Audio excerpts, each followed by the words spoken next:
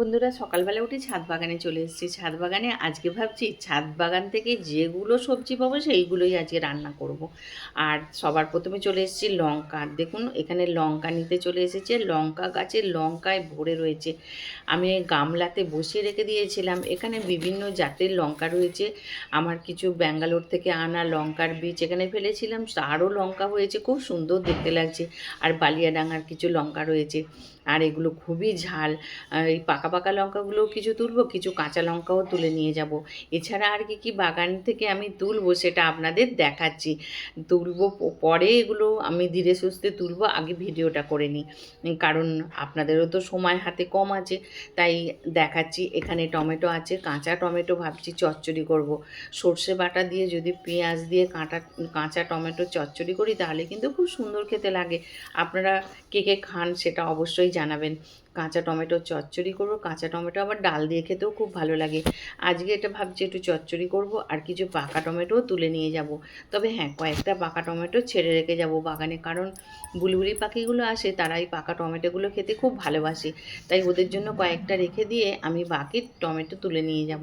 আর এখানে চেরি টমেটোগুলো দেখুন কত সুন্দর হয়েছে, একবারে থোকা থোকা মতো হয়ে রয়েছে, আর দেখতে খুব ভালো লাগছে। এগুলো যখন সব পেকে যাবে তখন কিন্তু আরও সুন্দর দেখতে লাগবে।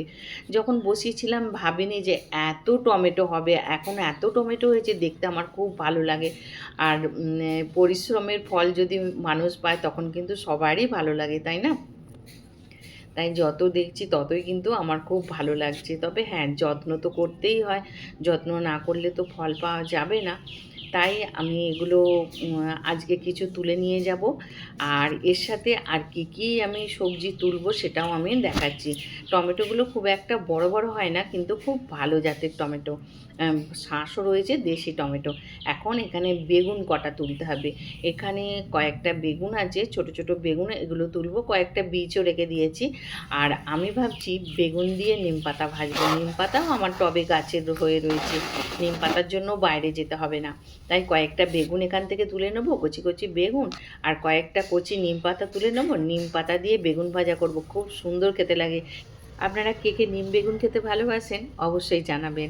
আর চলুন কিছু সজনা ফুল নিয়ে নিই। 12 মাসি সজনা গাছে আমার প্রচুর ফুল ফুটেছে। দেখুন ছোট্ট একটা গাছে পাতা নেই, শুধু ফুলে ভরে গেছে, নিচে অনেক ফুল পড়ে রয়েছে। আর গাছের ডাল থেকেও বেশ কিছু ফুল আমি তুলে নেব। এই সজনা ফুলের বড়া খাবো। তাহলে কতগুলো সবজি আমি পেয়ে গেলাম। আমার এখান থেকে অনেকগুলো সবজি পেলাম, সেগুলো এক একটা রেসিপিও আমার তৈরি হয়ে যাবে। আজকে এই পর্যন্ত, আবার পরে দেখা হবে।